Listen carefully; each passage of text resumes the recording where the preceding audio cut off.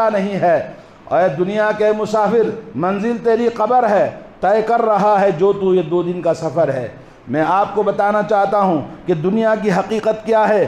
और जो अपने आप को चाहने वाला, अपनी ज़िंदगी को चाहने वाला, अपने मौत को याद करे और अपने आप को अल्लाह अज़्ज़ व जल शहंशाह कायनात रब्बे ज़ुल जलाल के सामने खड़े होकर जवाब देने को कभी आपने पूछा, कभी आपने डिस्कस किया? आप तो माल के बारे में और अहलो अयाल के बारे में, लोगों के बारे में, सियासत के बारे में, हालात के बारे में बातचीत करते हो। कभी हमने बात किया कि अल्लाह के सामने खड़ा होना है, क्या जवाब देना है, क्या तैयारी मैंने की है? और ये दुनिया 100, 200, 500 साल जीने के बाद मरना तो यकीनी है। मरने के बाद में जो ज़िंदगी का टाइम है वो बे टाइम का, बे वक्त का जीना है। तेरे आज़ाद बंदों की ना ये दुनिया ना वो दुनिया। यहाँ मरने की पाबंदी, वहाँ जीने की पाबंदी। वहाँ जीना ही जीना है, या तो जन्नत वाली ज़िंदगी या जहन्नम वाली ज़िंदगी। अल्लाह ने आपको कुरान दिया ताकि आपको ईमान आए। अल्लाह ने आपको रसूल दिया ताकि उनके हिदायत के रास्ते पर चल कर जन्नत के रास्ते को आप इख्तियार करें। मगर आपने कुरान को पढ़ा नहीं, कुरान को समझा नहीं, कुरान को आपने पसे पूछ डाल दिया।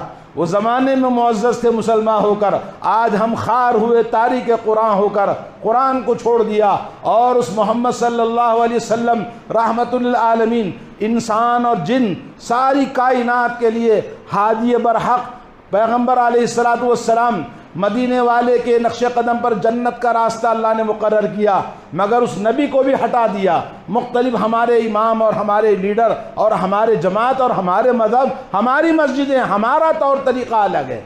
ला इलाहा इल्लल्लाह। मेरे भाइयों, सोचने की ज़रूरत है। और आज ना समझोगे तो मिट जाओगे। जैसे वहाँ कभी यहाँ तो कभी वहाँ, तो आज नहीं तो कल हमारे यहाँ भी आने वाला है।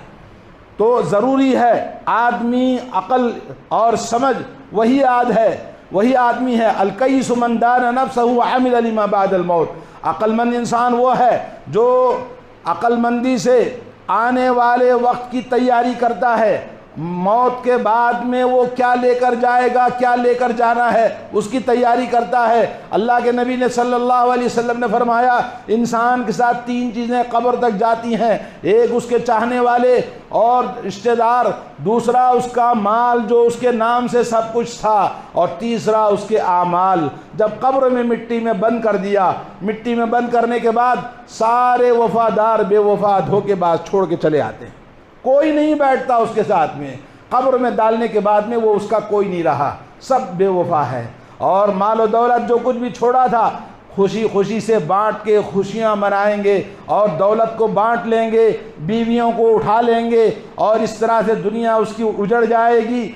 और उसके साथ कब्र में क्या था? कुछ नहीं, उसके आमाल है। वो जन्नत वाली ज़िंदगी बनाया है कि जहन्नम वाली ज़िंदगी बनाया है। मगर ईमान वाला है, मोमिन है, अल्लाह की उसको डर, अल्लाह का डर है, खौफ है। वमन युतिइल्लाह व रसूलहु व यख्शल्लाह व यत्तक़ी फउलाइका हुमुल फाइज़ून। अल्लाह ने फरमाया, जो शख्स अल्लाह ताला से इताअत और फरमाबरदारी करता है और अल्लाह से खशियत, उसके अंदर अल्लाह का डर है, अल्लाह का खौफ है, और अल्लाह ताला से वो हमेशा डरता रहता, तक़वा इख्तियार करता है, तो वही लोग कामयाब हैं, दुनिया में भी कामयाब हैं। और दुनिया में कामयाबी मुसलमानों की आपने देखा, क्योंकि आज हमारे मुल्क में हो या दूसरे जितने भी गैर मुस्लिम ममालिक हैं, जहाँ कानून गैर इस्लामी है, वहाँ इस्लामी कानून का हाल रोना है। तो चे जाए कि गैर मुस्लिमों की मुल्क के अंदर अक़लियत में जो मुसलमान हैं, मेरे भाइयों, हम ख्वाब गफलत में हैं। गफलत से बेदार होने की ज़रूरत है। और ये दुनिया दारे ममर है, दारे करार नहीं।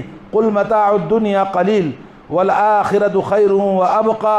अल्लाह ने फरमाया, आप कह दीजिए नबी अलैहिस्सलातु वस्सलाम, ये दुनिया बहुत ही चंद दिनों की मता है, यानी सामान है, चंद दिनों का आप यहाँ पर गुजार लें, और आखिरी ज़िंदगी तो आपका आखिरत असल ज़िंदगी है। लिमन इत्तक़ा, उस आदमी के लिए जो अल्लाह से डरता है। वला तुज़लमून फ़तीला, करे तुम बारे आमाल में तुम्हें रत्ती बराबर भी कोई जुल्म नहीं किया जाएगा। सूरह निसा आयत नंबर 77। और इसी तरह अल्लाह ने फरमाया या अय्युहल्लज़ीना आमनुस्तजीबू लिल्लाहि व लिर्रसूली इज़ा दआकुम लिमा युहयीकुम, ईमान वालो अल्लाह और अल्लाह के रसूल का जवाब दो, अल्लाह और अल्लाह के रसूल की पुकार पर जाओ। अल्लाह ने कहा हय्या अलस सलाह हय्या अलल फलाह, कामयाबी के लिए मस्जिदों में आओ और नमाज के लिए अल्लाह के घरों में आओ। आपने कहा कि मेरी कामयाबी तो मेरी नौकरी में है, मेरे फलाह में है, मेरे पास टाइम नहीं है। ऐसा कहने वाले लोग कभी दुनिया में ना कामयाब हो सकते हैं। मेरे दोस्तों, नबी अलैहिस्सलातु वस्सलाम ने ज़िंदगी में सबसे पहले मस्जिद को बनाया और अपना घर नहीं बनाया, घर वालों को मेहमान रखा, अपने आप को मेहमान रखा, सबसे पहले घर बनाया और वहाँ अज़ान की फ़िक्र की, बाजमात नमाज की फ़िक्र की। आप अगर मुसलमान हैं, अगर कामयाब होना है, जीना है, इस मुल्क में रहना है, तो मस्जिदों को आबाद करो।